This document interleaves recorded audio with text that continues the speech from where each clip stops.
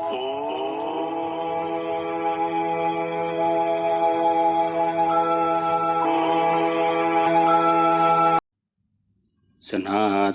ધર્મની જય.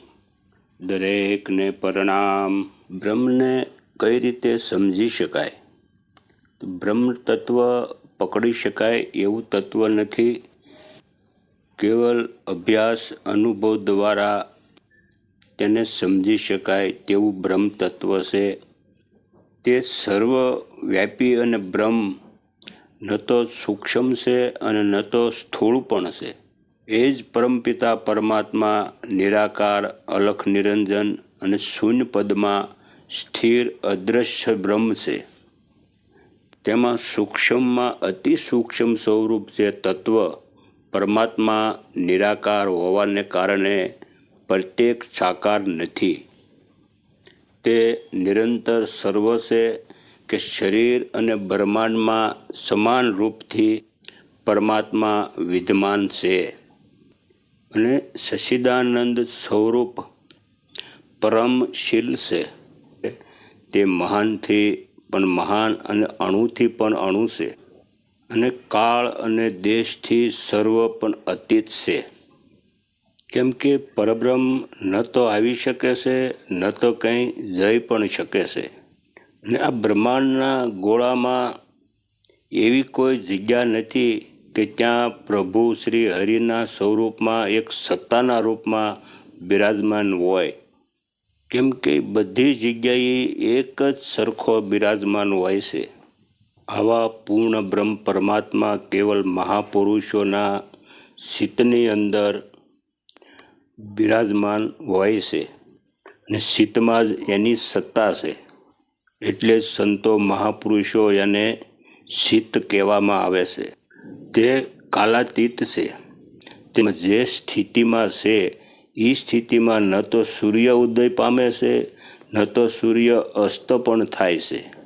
ત્યાં આ બંનેનો અભાવ છે. અને જે શૂન્ય છે એ જ પરમાત્મા શૂન્ય રૂપમાં છે, મૂળથી પણ પર છે.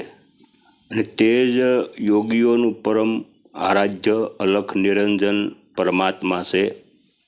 અને તે જ બ્રહ્મ કહેવું છે.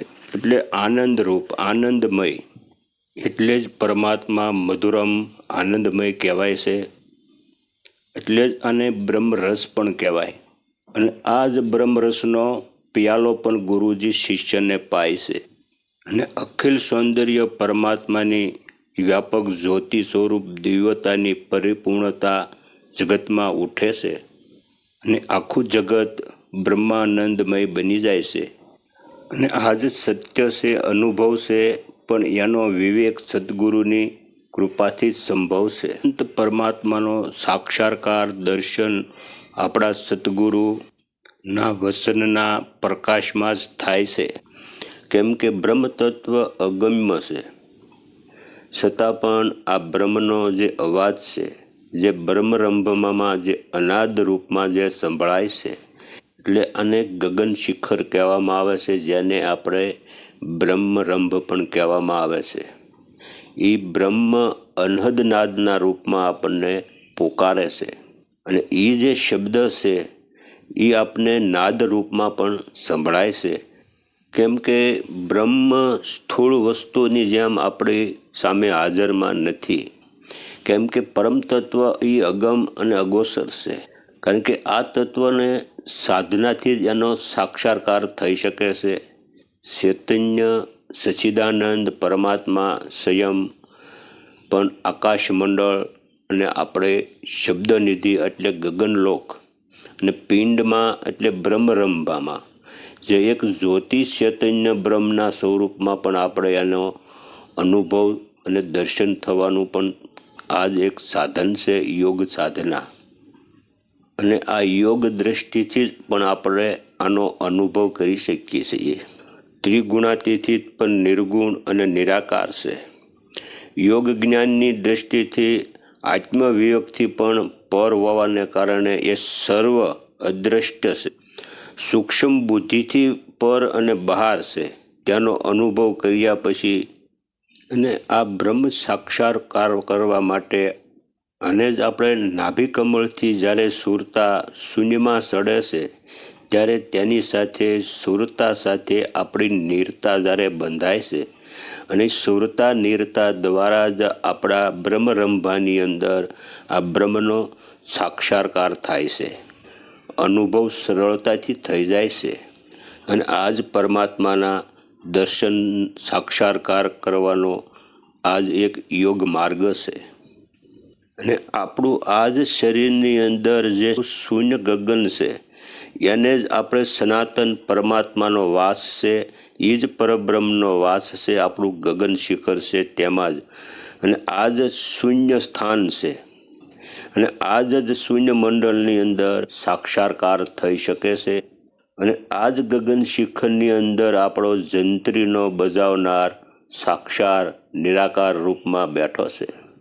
અને બ્રહ્મ જ્ઞાન છે તે જ આત્મા પણ છે. એવી જ રીતે પરબ્રહ્મ પરમેશ્વરથી જે શબ્દનું સર્જન થાય છે એ જ શબ્દ બ્રહ્મ ઓમકાર આપણે એક શબ્દનો પ્રયોગ કરીએ છીએ. એટલે ઓમકાર સૌથી ઊંચું અને અનાદિ બ્રહ્મથી નાદનું સર્જન થયું છે.